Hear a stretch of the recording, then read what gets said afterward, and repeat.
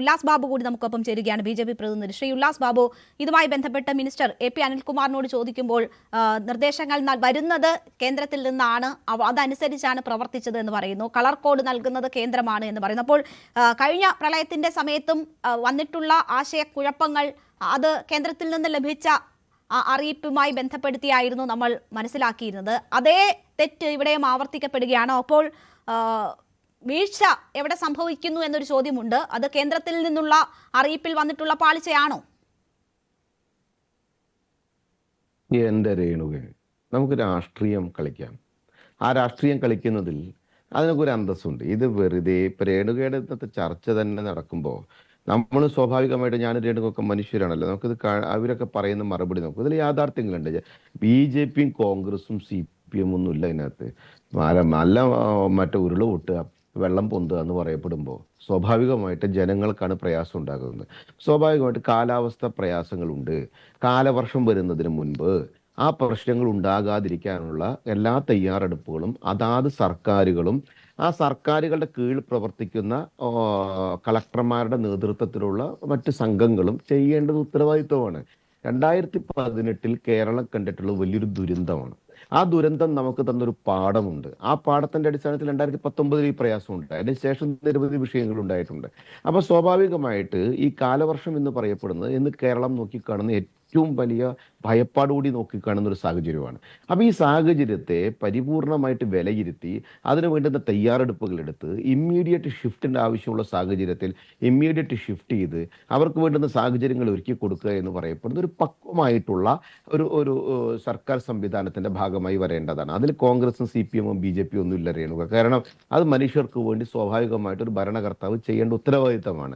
അവിടെ ഇന്നത്തെ സർക്കാരിനെ സംബന്ധിച്ചിടത്തോളം കുറ്റപ്പെടുത്തലാണ് എന്ന് ഞാൻ പറയുന്നില്ല. പക്ഷെ ഒരു കാര്യം പറയുന്നത്, സർക്കാരിന്റെ ഹണിമൂൺ അവസാനിപ്പിക്കേണ്ട സമയം കഴിഞ്ഞു. സർക്കാർ അധികാരത്തിൽ വന്ന് കുറച്ച് ദിവസങ്ങളായി. അപ്പൊ ആ ഹണിമൂൺ അവസാനിപ്പിച്ച് അവർ യാഥാർത്ഥ്യ ബോധത്തോടു കൂടി അധികാരത്തിൽ വന്ന് ആ സർക്കാരിന്റെ ഉത്തരവാദിത്തങ്ങൾ നിറവേറ്റുന്ന പ്രവർത്തനത്തിൽ അവർ പെട്ടെന്ന് ജാഗരൂകരാകണം. കാരണം ഇല്ല എങ്കിൽ ഈ വരും ദിവസങ്ങളിൽ ഇതേപോലത്തെ പ്രയാസങ്ങൾ ഇങ്ങനെ നടന്നുകൊണ്ടിരിക്കും. കെട്ടുകല്യാണങ്ങളുടെ കാലം കഴിഞ്ഞല്ലോ. ആ ഉത്സവം മതിയാക്കി അവർ അധികാരത്തിൽ വരണമെന്നാണ് പറയുന്നത്. 2-3 കാര്യങ്ങൾ. ഒന്ന്, ഇതിൻ്റെ അകത്ത് യാഥാർത്ഥ്യം എന്താണ്? 2, നമ്മൾ എവിടെയാണ് ജാഗ്രത ഉണ്ടാക്കേണ്ടത്?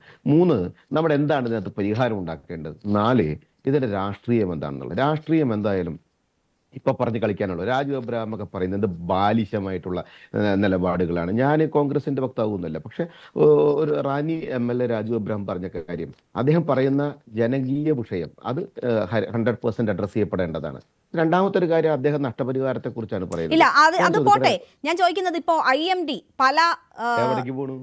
പല ജില്ലകളിലും റെഡ് അലർട്ട് നൽകുന്നത്, റെഡ് അലർട്ടിന് സമാനമായുള്ള മഴ പെയ്ത് കഴിഞ്ഞ മണിക്കൂറുകൾക്ക് ശേഷമാണ് റെഡ് അലർട്ട് നൽകുന്നത്. ആ റെഡ് അലർട്ട് നേരത്തെ കിട്ടിയാൽ നമുക്ക് ആ മുന്നറിയിപ്പ് ജനങ്ങളിലേക്ക് പകരാം, അവർക്ക് വേണ്ടുന്ന മുൻകരുതലുകൾ എടുക്കാൻ കഴിയും. അത് പാളുന്നത് എന്തുകൊണ്ട് എന്നതാണല്ലോ ചോദ്യം.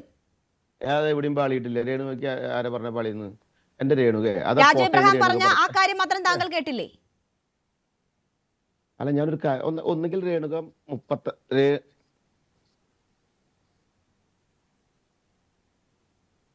35 മിനിറ്റ് കഴിഞ്ഞിട്ടാണ് വരുന്നത്. ഇനി രേണുകയ്ക്ക് വല്ലാണ്ട് തിരക്കുന്നുണ്ടെങ്കിൽ രേണുക ചർച്ച ചെയ്തോ, എന്നെ ഈ പണിക്ക് വിളിക്കണ്ട.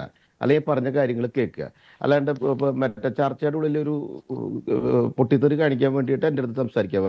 ഞാൻ അങ്ങനെയൊന്നും കാണിച്ചില്ല, പറഞ്ഞോളൂ, കാര്യം പറഞ്ഞോളൂ. അപ്പൊ ഞാൻ പറയുന്നത് കേൾക്കുക.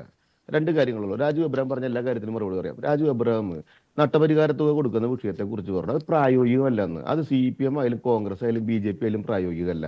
2018 ഈ ചാലക്കുടി പുഴ പൊഴുകിയ സമയത്ത് അങ്കമാലി, ആലുവ, എറണാകുളം അടങ്ങുന്ന സ്ഥലത്ത് നശിച്ചു പോയിട്ടുള്ള കടകൾ എത്രയെന്ന് രേണുവയ്ക്ക് വല്ല ബോധ്യമുണ്ടോ? അതിനെക്കുറിച്ച് നിങ്ങളുടെ News 18 ചാനലിലും മറ്റു ചാനലിലൂടെ അന്വേഷിച്ച് നോക്കൂ, റിപ്പോർട്ടർമാർ ചോദിച്ചു നോക്കൂ. ഇന്ന് ഈ നിമിഷം വരെ വന്നിട്ടില്ല. അന്ന് ഈ പാവപ്പെട്ട ആളുകളെ വെള്ളത്തിൽ നിന്ന് കരകയറ്റാൻ വന്നിട്ടുള്ള വള്ളക്കാരുണ്ട്. ഇന്ന് തിരുവനന്തപുരത്തും എറണാകുളത്തും ഒക്കെയുള്ള വള്ളക്കാർ, ആ വള്ളക്കാരുടെ വള്ളം നശിച്ചതിന് നഷ്ടപരിഹാരം ഇതുവരെ കൊടുത്തിട്ടില്ല. 2018 26 വന്ന് നിൽക്കുകയാണ്. ആ കൊടുക്കാത്ത ആളുകളാണ് ഇപ്പോൾ ഈ കാര്യങ്ങളെക്കുറിച്ച് വിമർശിക്കുന്നത്. ഇവിടെ വിമർശനമല്ല വേണ്ടത്. സർക്കാരിന്റെ ഭാഗത്ത് കാലാവസ്ഥാ നിരീക്ഷണത്തെക്കുറിച്ച് കൃത്യമായിട്ട് തന്നെ ബോധ്യപ്പെടുത്തിയിട്ടുണ്ട്.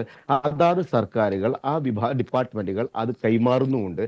വെറുതെ അതിനെക്കുറിച്ച് അറിവും വിവരവും ഇല്ലാത്ത രീതിയിൽ മണ്ടന്മാരെ പോലെ ചർച്ച ചെയ്യരുത് എന്നാണ് ഞാൻ പറയുന്നത്. ആ കാര്യങ്ങൾ കാലാവസ്ഥാ നിരീക്ഷണം, ഞാൻ അതിൽ താങ്കളോട് തർക്കത്തിനില്ല.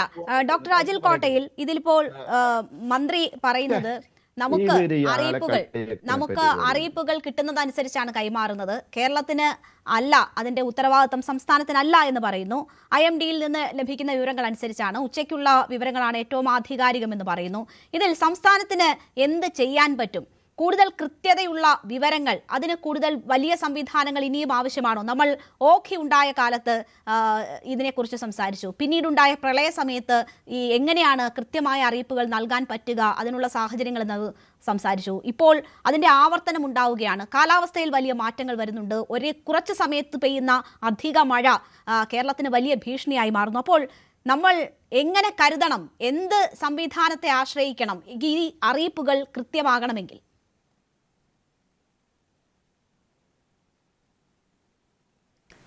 തീർച്ചയായിട്ടും കേരളത്തിലെ പ്രധാനമായിട്ടും നമ്മുടെ ദുരന്തങ്ങൾ കൂടുന്നത് പലപ്പോഴും കാലാവസ്ഥ മുന്നറിയിപ്പില്ലാത്തതുകൊണ്ടല്ല. ഞാനീ പറയുന്ന പോലെ കാലാവസ്ഥ മുന്നറിയിപ്പ് എന്നൊരു പ്രോബബിലിസ്റ്റിക് ഫോർകാസ്റ്റാണ്. അതായത് ഒരു സ്ഥലത്ത് അല്ലെങ്കിൽ ഒരു ഡിസ്ട്രിക്റ്റിൽ മഴ പെയ്യാനുള്ള സാധ്യത മാത്രമാണ് അത് പ്രവചിക്കുന്നത്. ഇപ്പോൾ ഒരു സ്ഥലത്ത് നമ്മൾ ഒരു ഡിസ്ട്രിക്റ്റ് മുഴുവൻ റെഡ് അലർട്ട് കൊടുത്തു എന്ന് പറഞ്ഞാൽ അതിനർത്ഥം അവിടെ അതിതീവ്ര മഴ പെയ്യാനുള്ള സാധ്യതയുണ്ടെന്ന് മാത്രമാണ്, പെയ്യണമെന്ന് നിർബന്ധമില്ല. അപ്പോൾ പലപ്പോഴും ഇത് താഴെ തട്ടിലേക്ക് എത്താനുള്ളൊരു പ്രയാസം, ഒരു ചലഞ്ചാണ് കൂടുതലായിട്ടും നമുക്ക് എനിക്ക് തോന്നുന്നു പല ദുരന്തങ്ങളും രൂക്ഷമാക്കുന്നത് ഒരുപക്ഷെ അതുകൊണ്ടായിരിക്കാം. ഈ പറയുന്ന പോലെ ഈ ഞാൻ ആദ്യമേ പറഞ്ഞ പോലെ തന്നെ ഈ മേഘത്തിൻ്റെ കേന്ദ്രീകരണവും ന്യൂനമർദ്ദങ്ങളുടെ പൊസിഷനിങ്ങും എല്ലാം നമുക്കറിയാം. നമുക്ക് ഒരുപക്ഷെ 2-3 ദിവസങ്ങളിൽ തന്നെ നമുക്ക് അതിൻ്റെ പ്രയറായിട്ടുള്ള അറിയിപ്പുകൾ പല സ്ഥലത്തു നിന്നും നമുക്ക് റിലയബിളായിട്ട് കിട്ടും. പക്ഷേ ഈ പറയുന്ന നമുക്കറിയാം 2018 മുതൽ ഏത് നോക്കിയാലും നമുക്കറിയാം വളരെ പ്രാദേശികമായിട്ടും എക്സ്ട്രീം റെയിൻഫോൾ ഇവൻറ്റ്സ് ആണ് കേരളത്തിൽ ഉണ്ടായിക്കൊണ്ടിരിക്കുന്നത്. അതിൻ്റെ ഫ്രീക്വൻസി കൂടുന്നുണ്ട്, അതിൻ്റെ ഇൻറ്റൻസിറ്റി കൂടുന്നുണ്ട്. ഇത് കൂടിക്കൊണ്ടേയിരിക്കും. ഇത് കേരളത്തിൽ മാത്രം സംഭവിക്കുന്ന കാര്യങ്ങളല്ല, ലോകത്തെല്ലായിടത്തും സംഭവിക്കുന്ന കാര്യങ്ങളാണ്. അപ്പോൾ നമുക്ക് പരിമിതമായിട്ടുള്ള കിട്ടിയ അറിയിപ്പ് ആണെങ്കിൽ തന്നെയും അതിലേക്ക് നമുക്ക് തയ്യാറെടുപ്പ് നടത്തുക എന്നുള്ളത് മാത്രമേ ഇനി നമ്മുടെ മുന്നിലുള്ള വഴിയുള്ളൂ.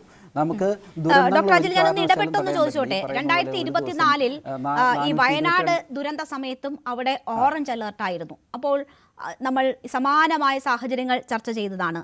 ഇപ്പോൾ പത്തനംതിട്ടയിലും സമാനമായ സാഹചര്യമാണ്. അപ്പോൾ ഓറഞ്ച് അലേർട്ടിൽ തന്നെ റെഡ് അലേർട്ടിന് സമാനമായിട്ടുള്ള കരുതൽ എടുക്കുക എന്നതാണോ താങ്കൾ സൂചിപ്പിക്കുന്നത്?